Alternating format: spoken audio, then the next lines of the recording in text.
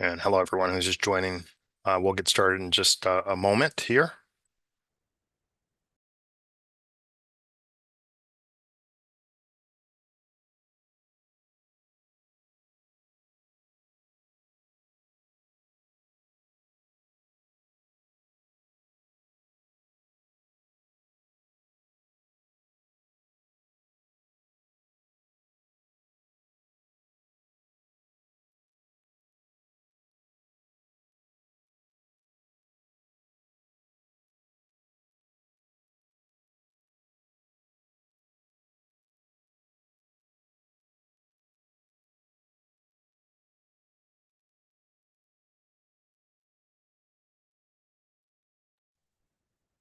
Okay, well, why don't we go ahead and go through our housekeeping uh, elements as we wait for James.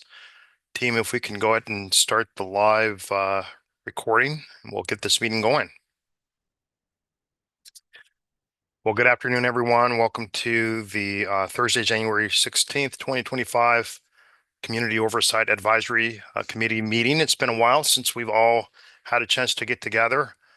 Once again, my name is John L. Bell, and I am your facilitator for COAC. Next slide, please. Just a reminder for our Zoom participants. Zoom is available for presenters and COAC members. The general public is viewing via YouTube live stream for our COAC participants as well as others in the virtual space. Please raise your hand to speak. Please remain on mute until recognized. For COAC, please keep your video cameras on to the degree that you are able. Others, please keep your video off unless speaking. Next slide, please. Just in terms of our meeting today, welcome, Mr. Posey. We will, in a second, just kind of go through our ground rules. We'll receive a project update, a number of updates, actually, starting off with Megan. Then we'll hear from Erica Warren with HAB. Then we'll receive updates in terms of design and construction. We'll have an opportunity for public comments. Then we'll discuss next steps as well as conclusion. Next step, please. Next slide, please. Just a reminder, and it's been a while for COAC participants since we've all been together for our ground rules here, is to let everyone participate by listening and respecting diverse views and opinions. That has never been a problem with this group, so I anticipate we'll continue to have robust dialogue. For us to listen with an open mind, to value learning from different inputs, to stay open to new ways of doing things, treating others constructively and respectfully, to please respect the role of the facilitator to guide the group process. My role is to help further the dialogue as well as to ensure that everyone has an opportunity to weigh in. For us to be mindful of attacking the problem, not the person. And a reminder that disagreement, frustrations, and differences of opinion are acknowledged, explored, and addressed. Next slide, please. And before we kick off to project update, just want to thank you all for, I had a chance to check in with all of the COAC members. We've got a couple that were unable to meet with us today, as well as in the midst of a recruitment process for additional members. Because it's been a while since we've all had a chance to be together, naturally, people move on with different careers, and we've had some attrition. So we are working to manage that. But it's important for us to remember what the purpose of COAC is, particularly as we head in, and we'll hear today, relative to the early work packages that will be kicking off in short order. The purpose of COAC is continued advisory of JV on construction bids and procurement opportunities for DBEs, as well as conversations around workforce, supporting methodologies and recommendations for equitable workforce development program outcomes, to review of the project's DBE participation, diversity, and results to create a culture of success. And one thing that we heard from COAC over the years is really an opportunity to provide recommendations for other community-led organizations for input on project delivery. So just want to kind of remind us and ground us.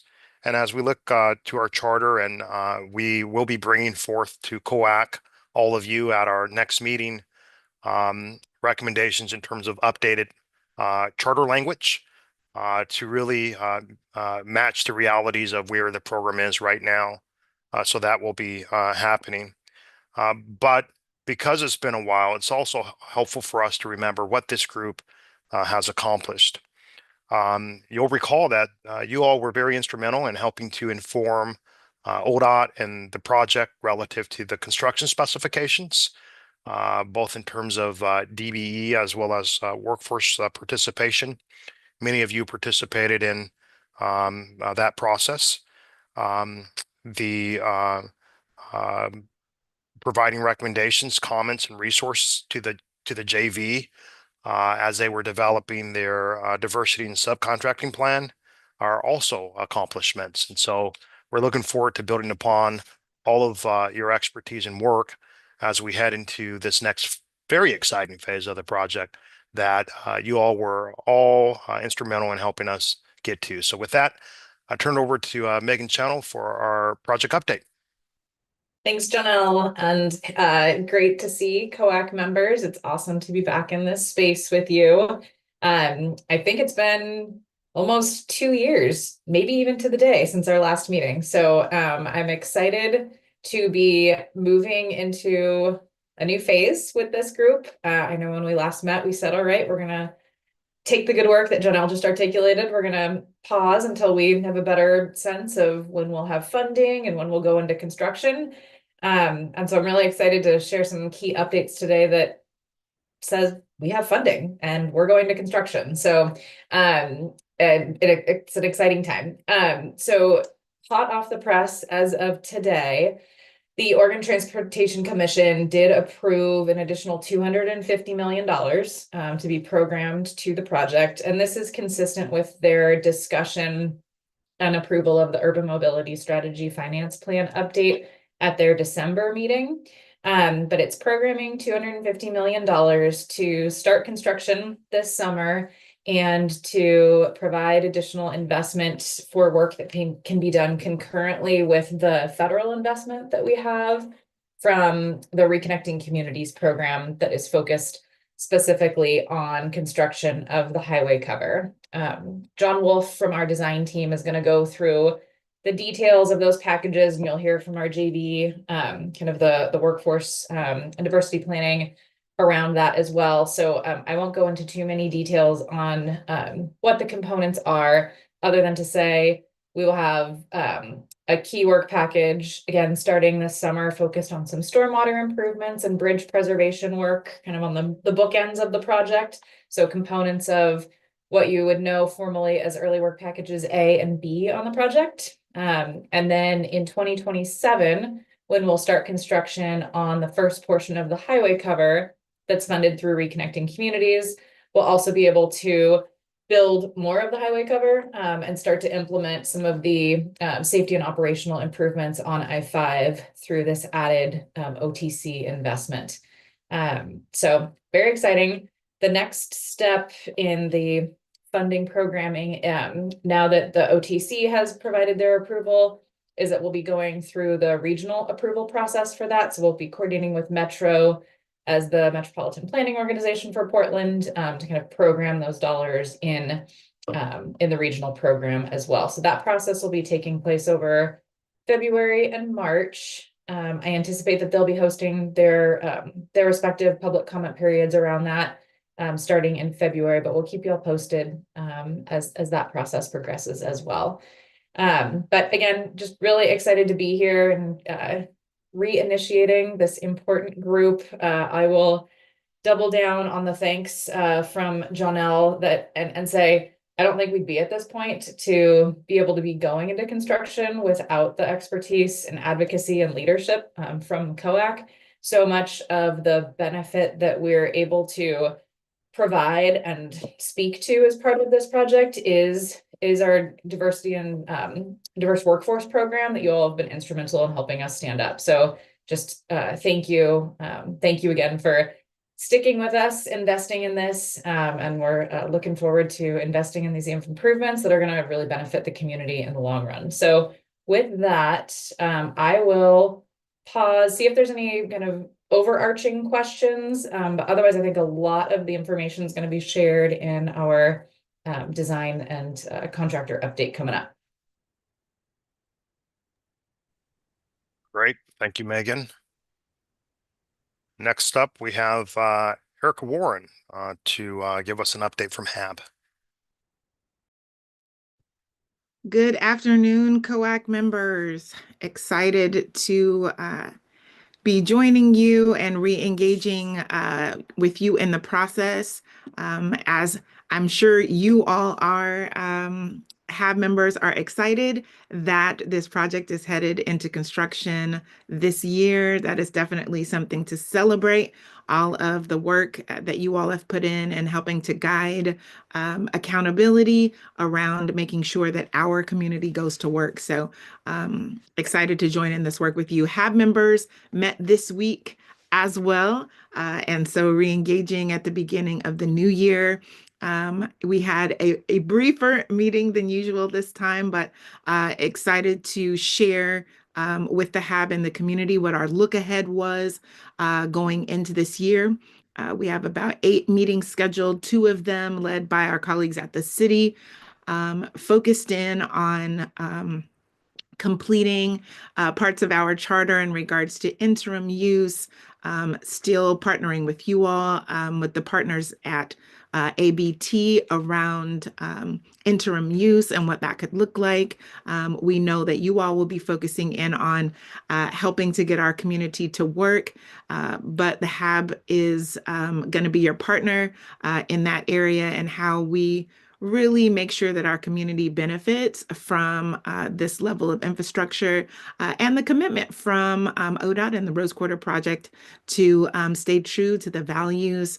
And so we look forward to partnering. I believe that this year we will also have a opportunity for both groups to meet together, I believe in May, and have some dialogue in regards to moving the project forward. So please, if HAB members can be of any help, we are ready and available and excited to see this project moving forward.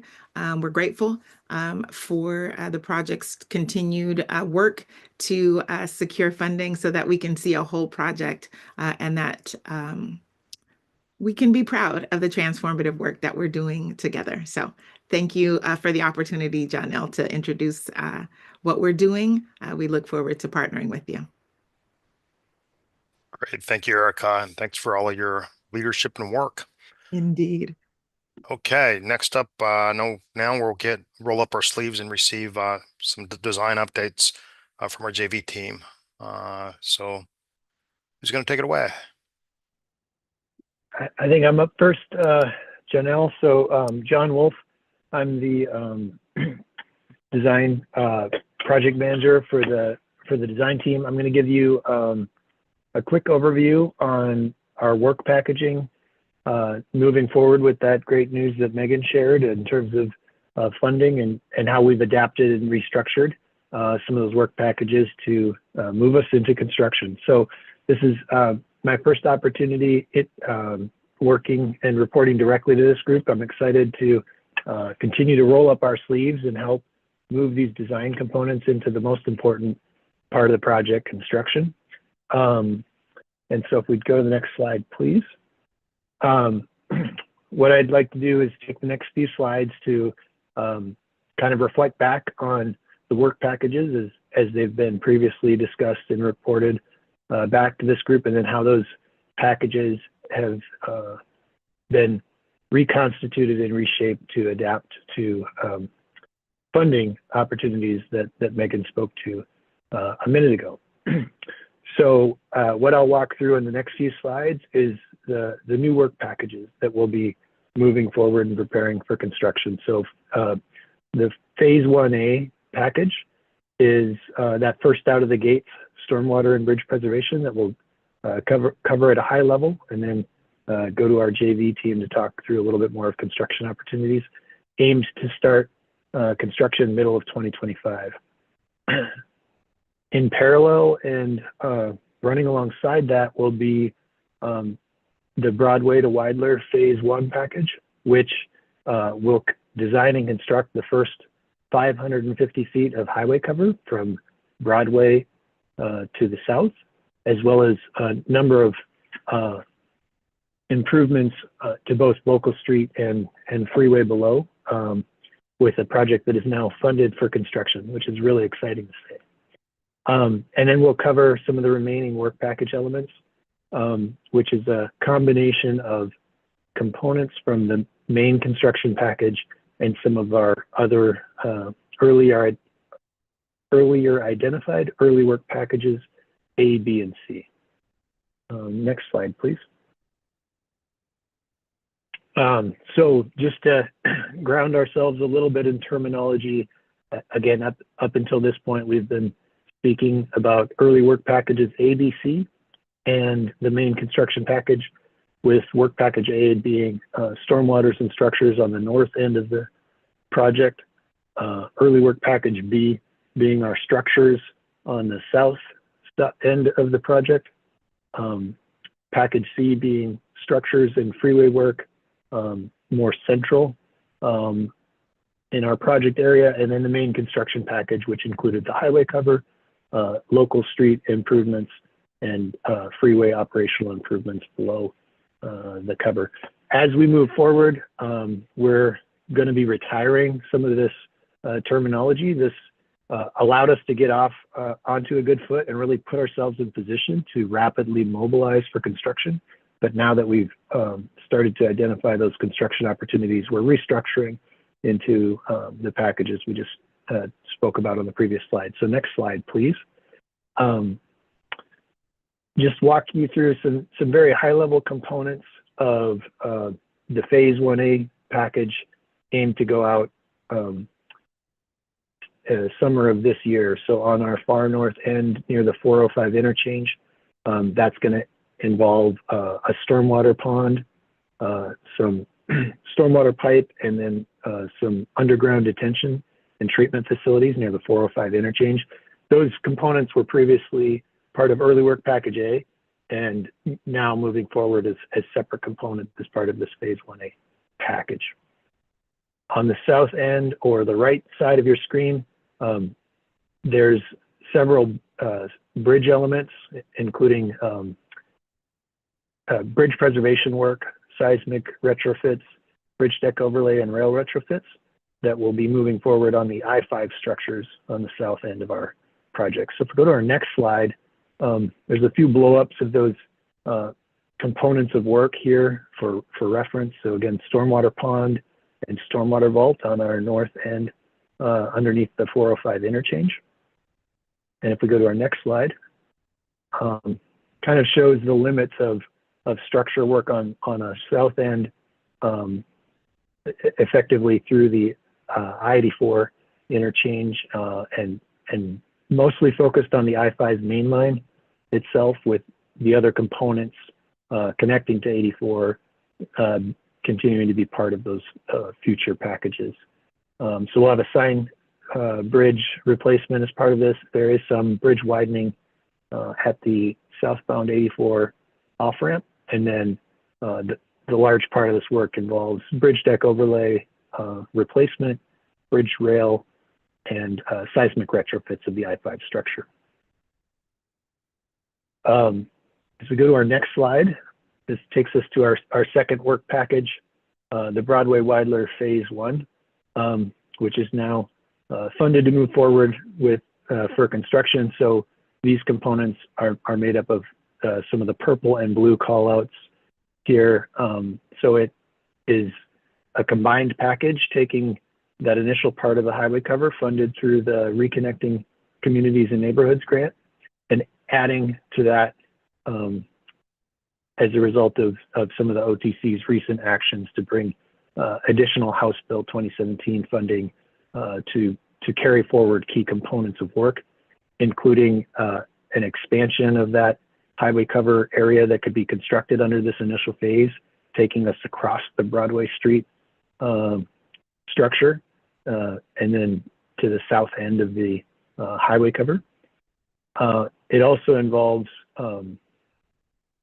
several sign structures, advanced signing, and intelligent transportation systems that are core to both the function and operation and maintenance of the tunnel, as well as sets us up for communication with the traveling public during construction as we advance our work. And then the other key component of this work package includes some of the freeway work to lower and establish the grade of I-5 as we pull that highway cover across, replacing 3 of those existing overcrossings, and then carry a continuous southbound auxiliary lane that will effectively connect that auxiliary lane network from 405 to the I-84 interchange ramp, seeing some of those safety and operational improvements be realized on I-5. And then as you look towards the middle portion of your screen, that call out of the Rose Quarter Transit Center, that involves widening of that existing structure over the Rose Quarter Transit Center in order to accommodate that auxiliary lane in the southbound direction and realize some of those benefits. So those elements were previously part of early work package B. And so we've got structure widening, some freeway work, and retaining walls, previously part of work package B. If we go to the next slide, this is just kind of recapturing some of these major work elements that are moving forward as part of that project. So construction of the new highway cover from Broadway to the south, and as part of the construction of that highway cover, reestablishing those local streets and connections that are impacted by either construction staging or the physical construction of the cover, grading, paving, drainage, and lighting on I-5, some of the fire life safety systems and components in order to safely and effectively maintain and operate this new highway cover, retaining walls, structure widening of the Rose Quarter Transit Center, and new sign bridges and ITS. Next slide. And then at a high level, just trying to communicate where we're at from a design schedule and how it relates to construction. Again, that phase 1A package is really picking up where we left off with early work packages A and B, that we're at a fairly high level of design. We're taking that forward into our final design and allowing for estimating, which Dustin and his team are going to reference to a little bit more here in their slides, with 100% design aimed for Q2 of this coming year and construction this summer. The Broadway Wilder Phase 1 project is moving forward some components of work that have been taken to a relatively higher level of design, with some work that is still at its early stages. So parts and pieces of that are still in that 30% design, initial preliminary engineering, aimed to go through the summer of 25, and then pick up to final design through 2025, ending in at the end of 26, with construction planned for 2027 for that key component of work. And I believe that might be all of our design updates today. And again, as we transition to the JV updates, there'll be a little bit of overlap of what we covered, and happy to field any additional questions or conversation. Okay, maybe before we go, just check any questions on this element by COAC. Okay, seeing none. All right, let's go to the construction JV update. Welcome, Bill. Thank you, John L. Good afternoon, everybody. So here tonight to talk about the subcontracting and workforce elements of this first package. As usual, I brought a small team to present tonight. Dustin Murphy is here tonight. He's been in the background since the beginning. He's the deputy project manager that has been working under Matt O'Connell the whole time.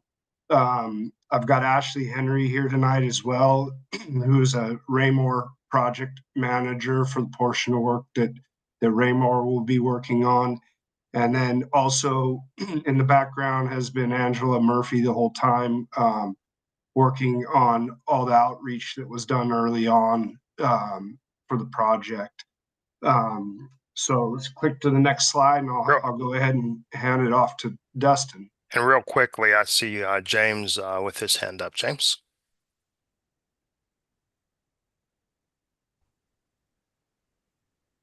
We can't hear you.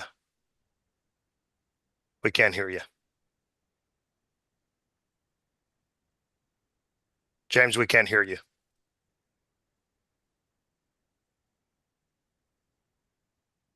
Nope. Can anyone else hear him? No? No. This is the first time we've not been able to hear you. So if this is an omen for 2025, we are on our way. So no. Grace. Can't hear you. Okay, while he's trying to get his volume together, we can continue. I'll text him to let him know we can't hear him. Okay. All right. Well, let's click to the next slide, and I'll ask Dustin to go ahead and start presenting. Yep. No. Can you hear me? Yeah, we can hear you now. Oh, okay. I'm sorry. I was just really wanting to ask, is this meeting being recorded? Yes. Are we recording this stuff? Okay, I just want everybody to be on the record. Okay, go ahead. I'm sorry to interrupt, Bill. No, you're all right. You're all right. Go ahead, Dan. I'm sorry. Nope. Dustin, you with us? I am. Can y'all hear me? Yeah. Great. Yes. Okay. Yeah. So as Bill mentioned, Dustin Murphy with the Hamilton Sun joint venture, deputy project manager. I'm going to present a couple slides here for you. If we can go to the next slide. As you saw previously from John's slide, I'm just going to define kind of how we broke this scope in the early work package into three contracting packages. So first being the northern section of the job there is the stormwater scope. So we're breaking that into one package. And then on the southern end of the job to the right, we're going to have three different packages there. First being the overhead sign structure and signs. Second being the seismic work under the bridge. And then the last is the bridge widening and bridge upgrades to the northbound and southbound I-5 travel lanes there. And as you all probably recall, we did bring on a couple mini CMGCs to our team back when early work package A and B were a thing. So Just Bucket and Nagami are both participating and moving forward based on the scope that was carried over from those packages into this one. So we're going to have Willie with Just Bucket. He's going to manage that stormwater package on the northern end of the job. And then on the south end, we're going to have Agami manage the sign structure and signs. And then Raymore will manage the seismic work. And then the joint venture is going to perform the bridge widening and upgrades to the northbound and southbound elements to the bridge. Let's go ahead and advance the next slide. So similar to early work package A and B, you guys have probably seen this before. We're going to use the same three procurement methods: best value, direct solicitation, and low bid with qualifications. So best value, if you don't recall, has a qualification component and a price component. It's going to be weighted 40% on the price and 60% on 40% on qualifications and 60% on price. And there'll be three criteria within the qualifications component, and that's diversity, firm experience and the experience of the personnel. Direct solicitation, that's going to be for standard scopes of work and services that don't really have much variance in price. And then lastly, the low bid with qualifications. Again, this has a qualifications component and a price component.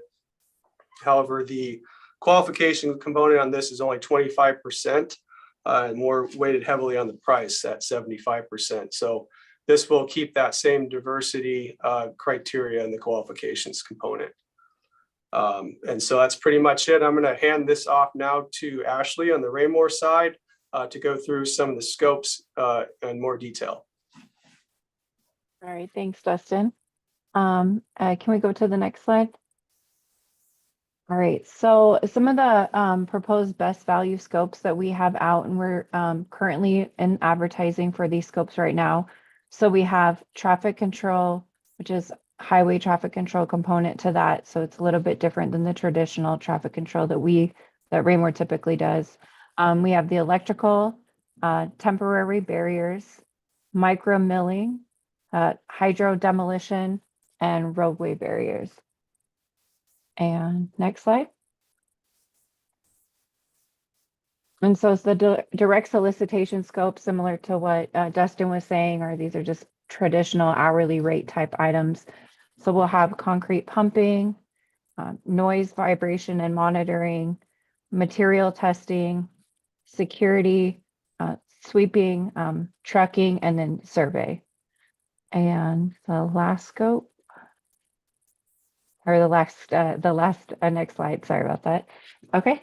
And then for the low bid qualification scopes, we have a rebar scope, micro pile installation, roadway markings, steel erection, painting, saw cutting, and then metal railing. And then I will pass it to Bill to talk about the schedule for these items.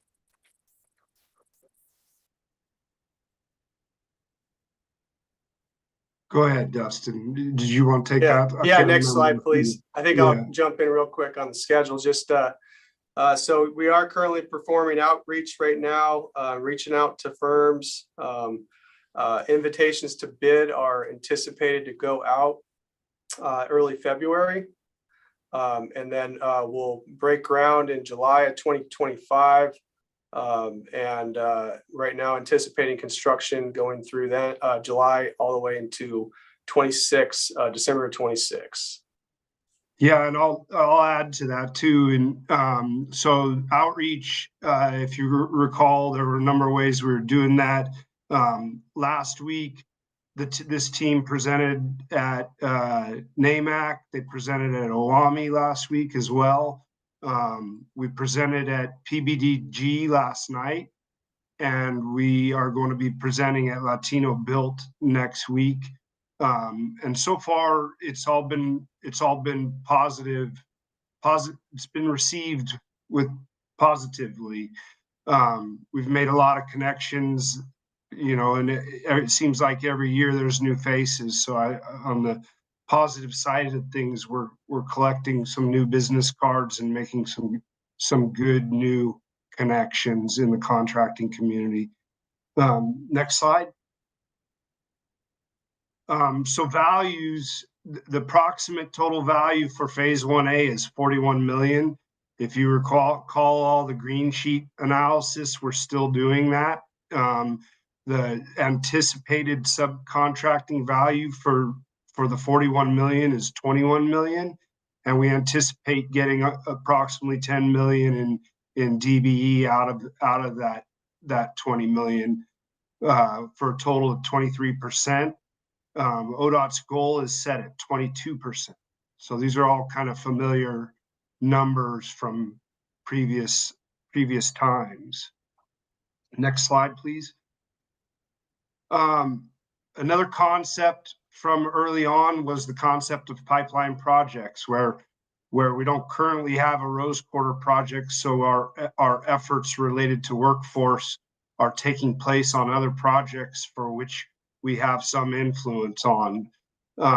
So all those efforts, as always, are aimed at preparing, training, and employing a skilled workforce.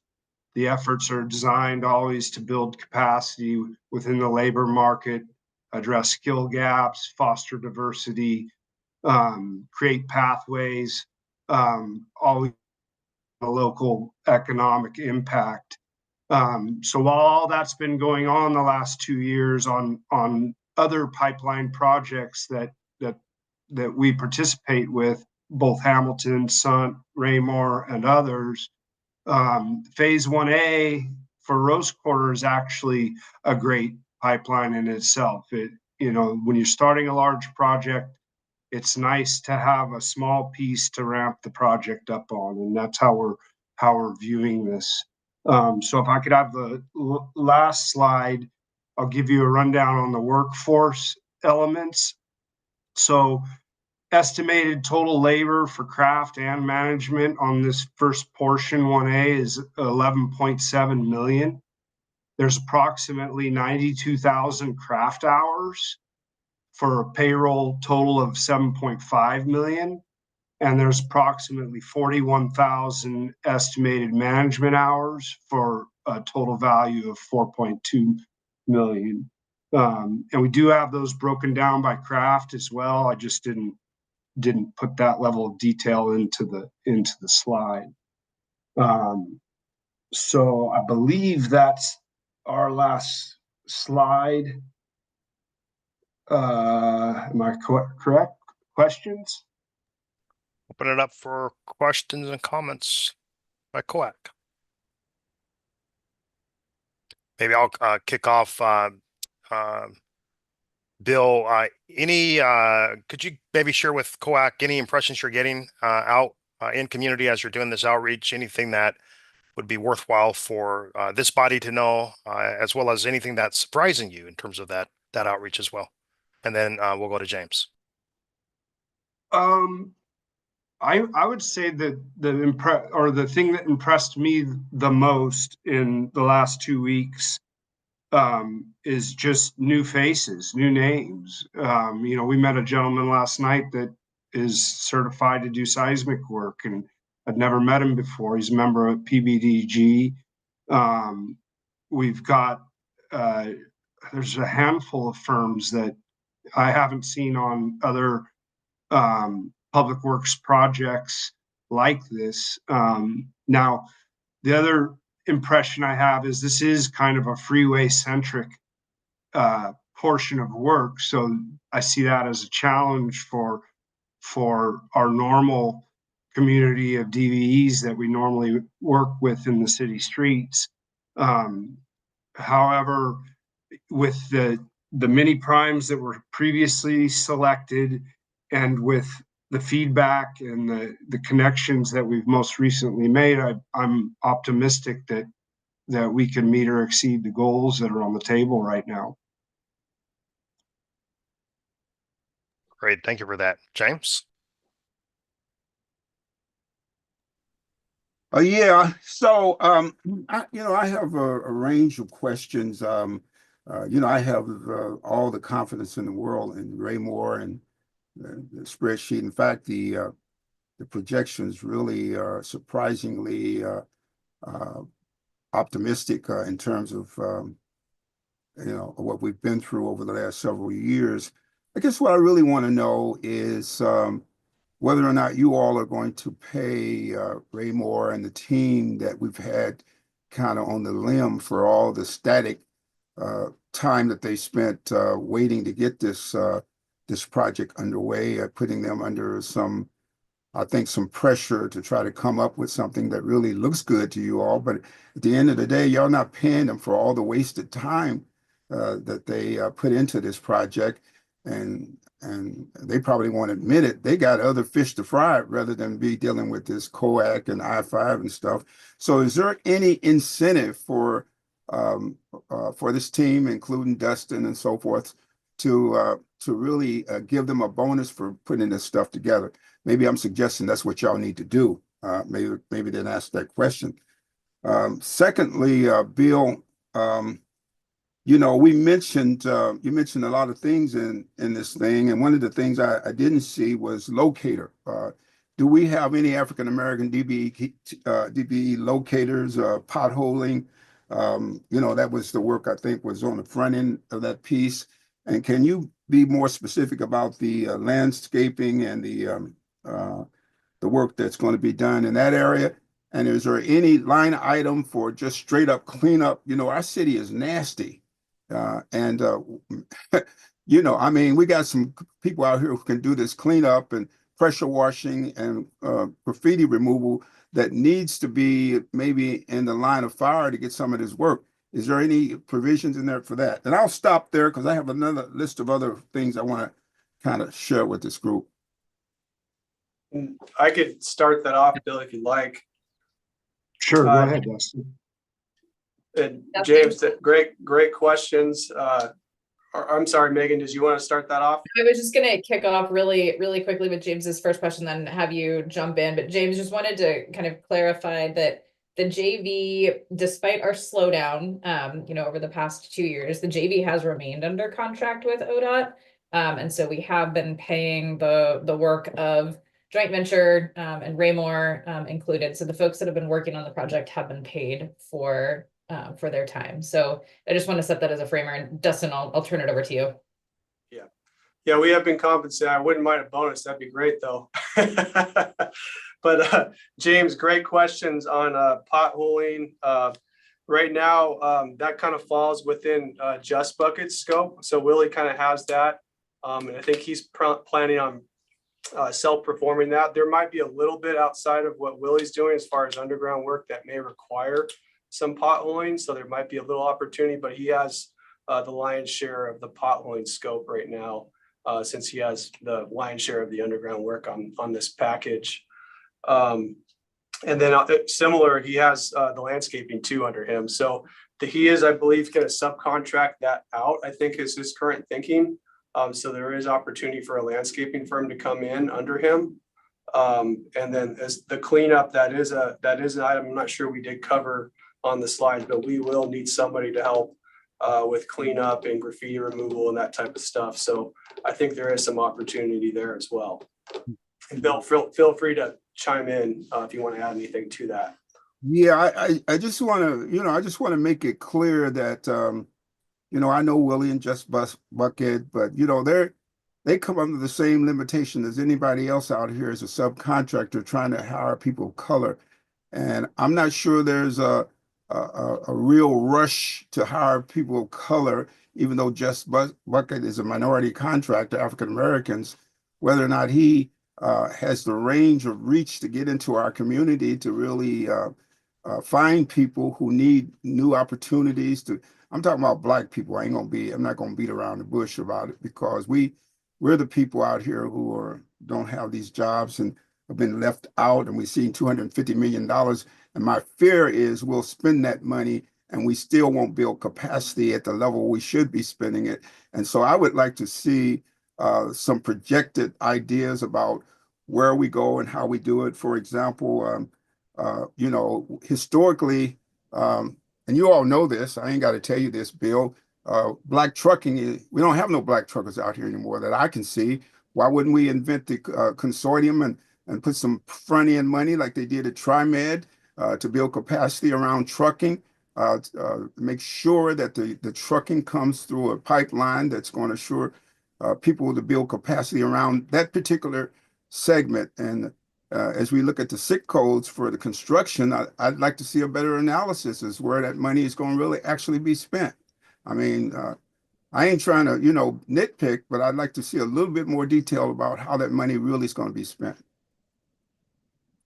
Can I Go ahead, comment? Jeff. Yes, please, Jeff. I'm Welcome, Jeff Moreland, so I'm going to comment. Posey, I appreciate, your concern because you've been at this a long time and seeing this, but I have confidence with what we're doing right now in terms of our diversity plan and the commitment that we have received from ODOT that we will not allow this process to get mishandled.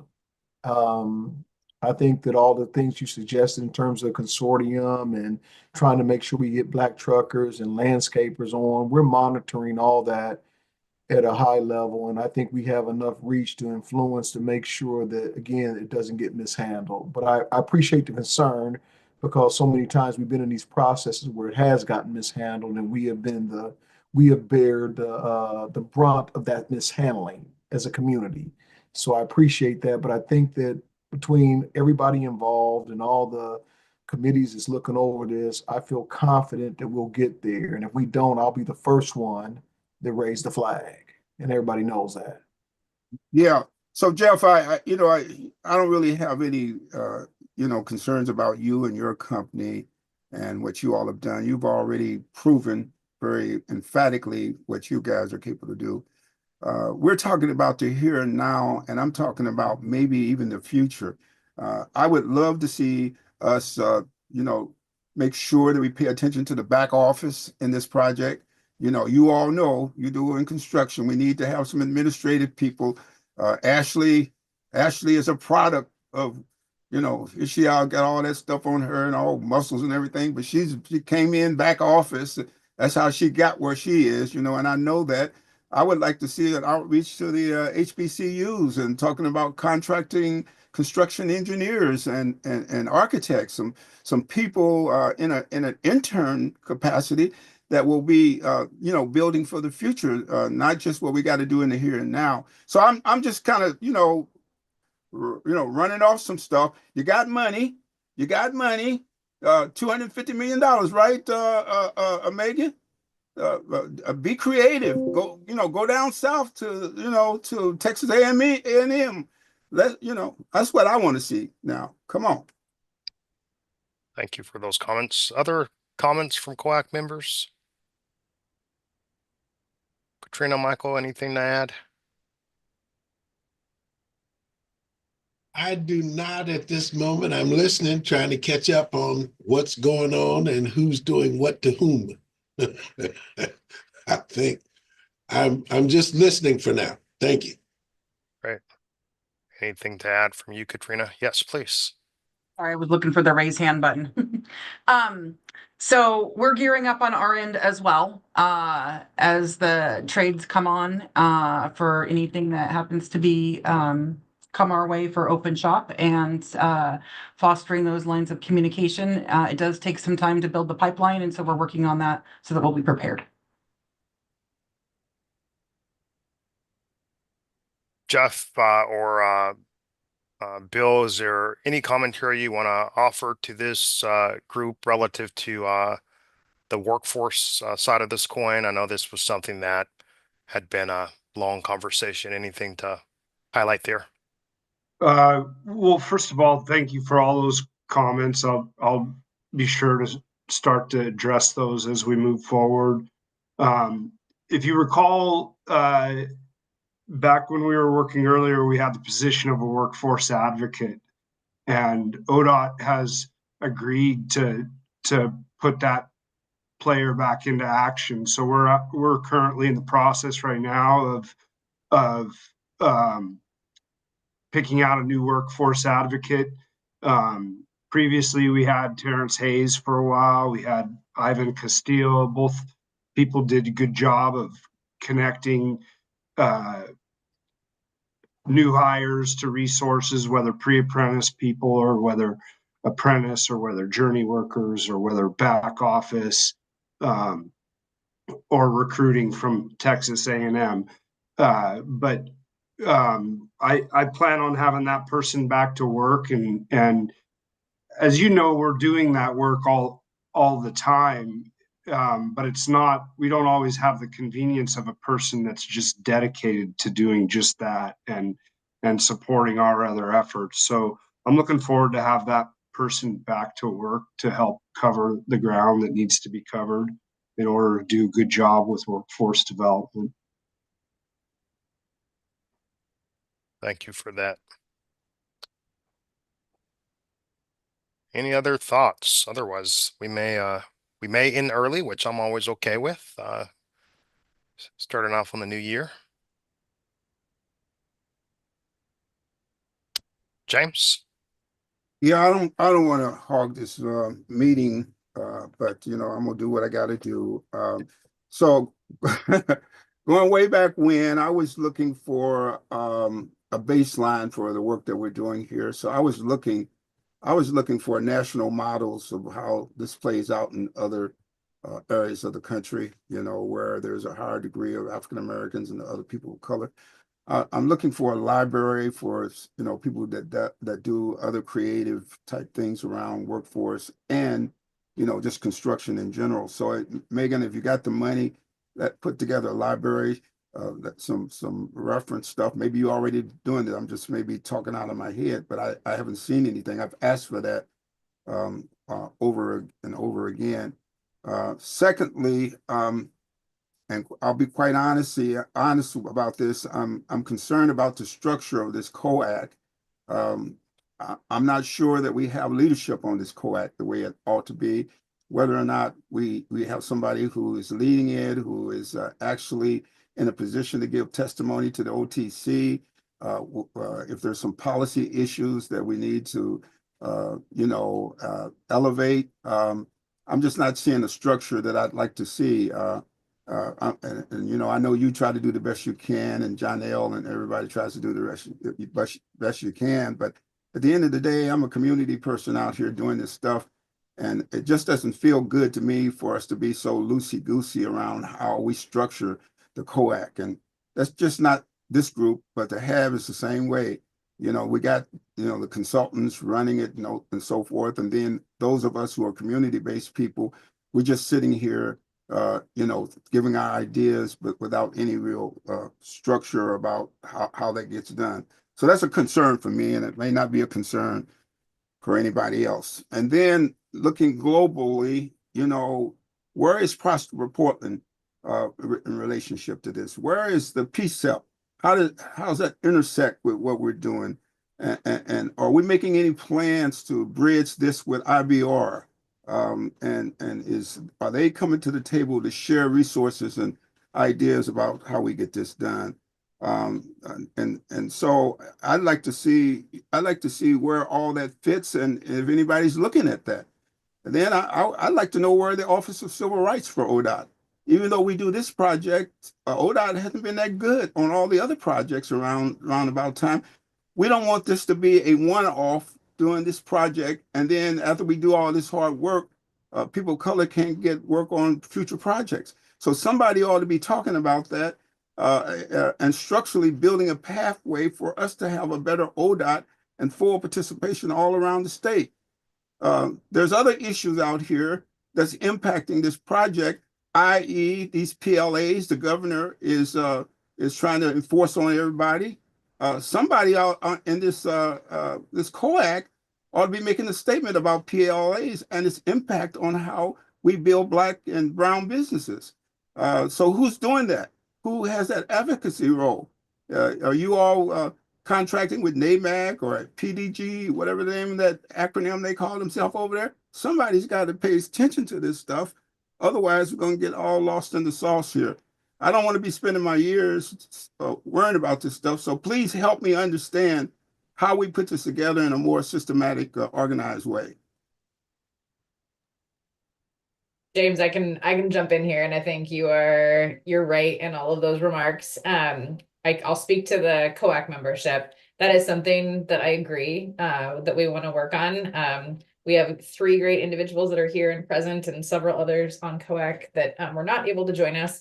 But we need to do a hard look to make sure that this is that we're rounding out like the right levels of expertise too, in addition to the individuals that we have, just to your point. So yes, know that Janelle and our team are working on some expanded membership for COAC.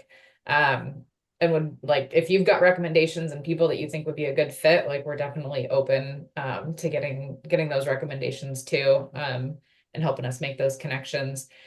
And yeah, I think, you know, we've got Prosper Portland is definitely a partner with us. We're working closely with our Office of Civil Rights. And so I think, you know, we do better in those fronts always. But I agree with you that like Rose Quarter, one of the goals that we set out with is that, you know, Rose Quarter needs to deliver the robust program that we've framed out, not just for Rose Quarter, but for that pipeline building.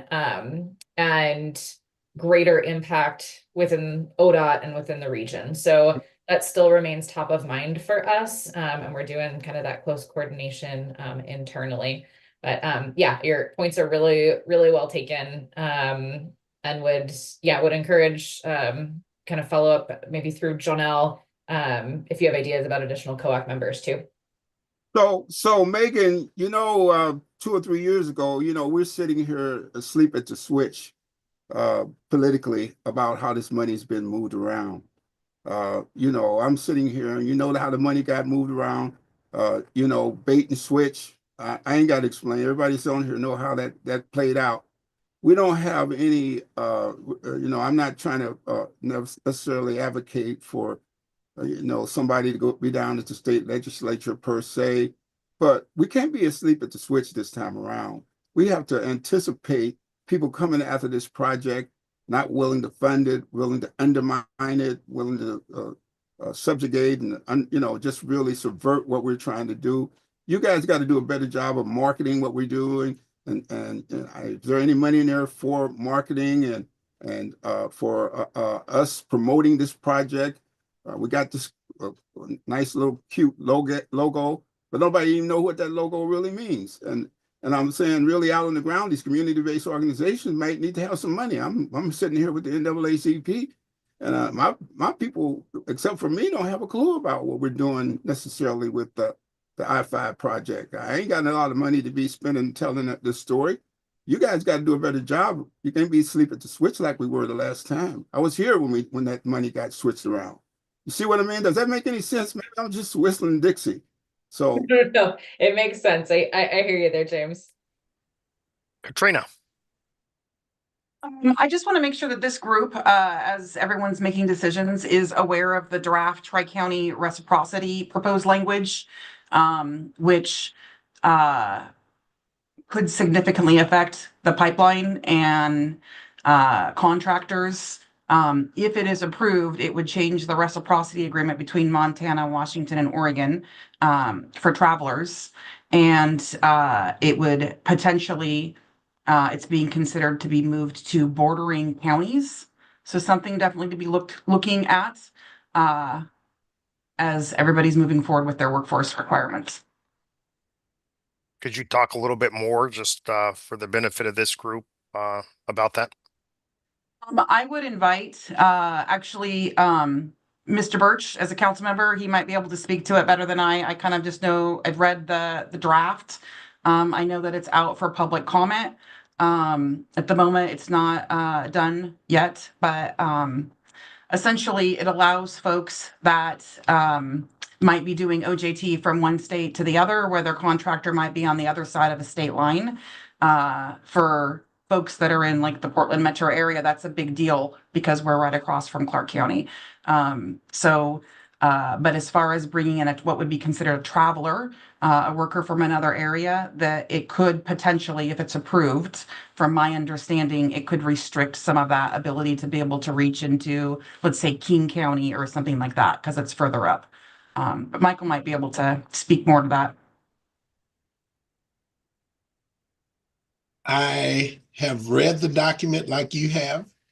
I am not free to explain any further because I too am up in the air about what's going on. So there will be more to come for sure. And I'm an advocate, so I'm going to be pushing back on anything that I think limits the ability for our contractors to hire people locally. But each trade has travelers, right? They go from state to state, wherever the work is with the contractor. So we got to find a balance and make sure it works for everyone, particularly our state. So I will continue to push that envelope. And thank you for your comments. So Jonelle, has anyone talked to this new form of governance in the city of Portland? Anybody talk to the mayor, any of the new city councilors? Anybody, do they know anything about what we're doing over here? Is that just an assumption that they know what we're doing and how we're doing it and how it relates to what they're doing? Can anybody answer that question? Hey, Jonelle, I'll point out that Sharon Dalio from the city is on. She might be able to speak. And we have not yet had an opportunity to provide any briefings on any projects, but that is on our radar. We've, in anticipation of that opportunity, we have started putting together a briefing document and absolutely plan to brief them on this project.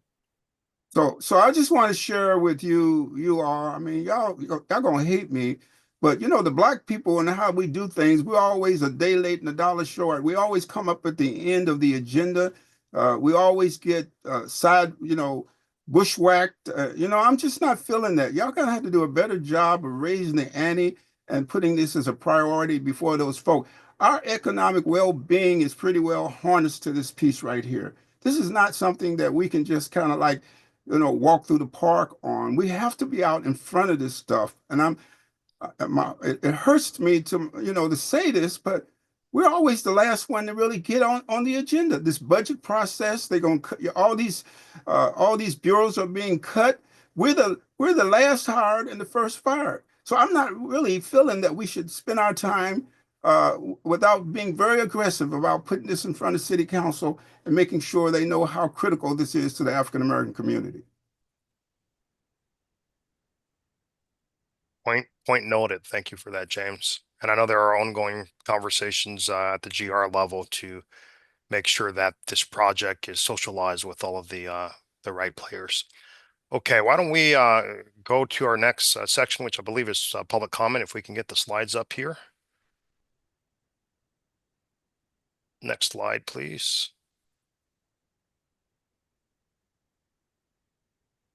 Next slide.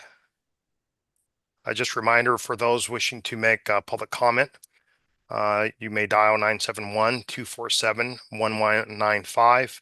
You'll want to remember to enter the meeting ID number 891-1873-0498, as well as passcode 961649. You'll be placed in a virtual waiting room until time to speak. You're also able to leave a voicemail at 503-470-3127. Speakers will have roughly 2 minutes for comments. Please state your name and speak slowly. Speakers can also state, I wish to remain anonymous. If you'd like to offer written comments, please email i5rollsquarter@odot.oregon.gov, or you may also submit it via project website at www.i5rollsquarter.org. Please remember to put COAC public comment in the subject line. All comments and questions will become part of the public record. Do we have anyone signed up for public comment?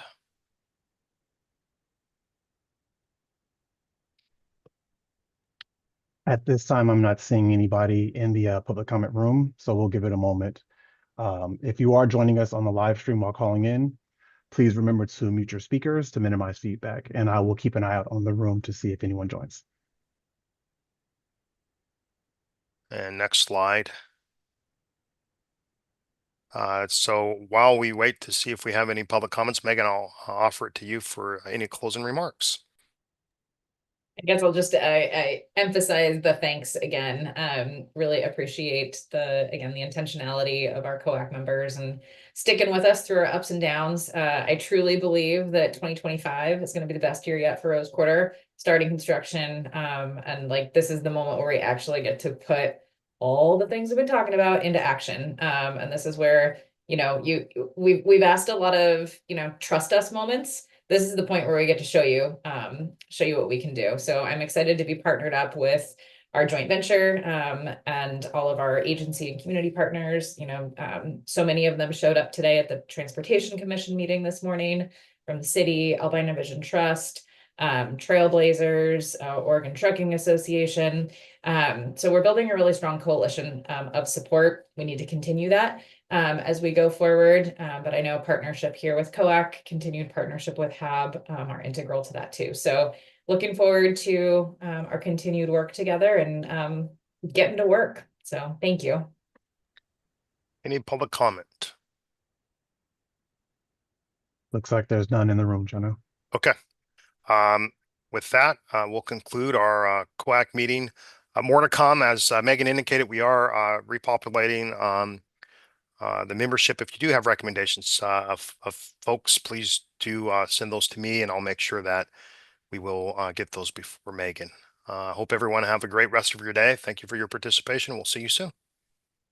Thanks all.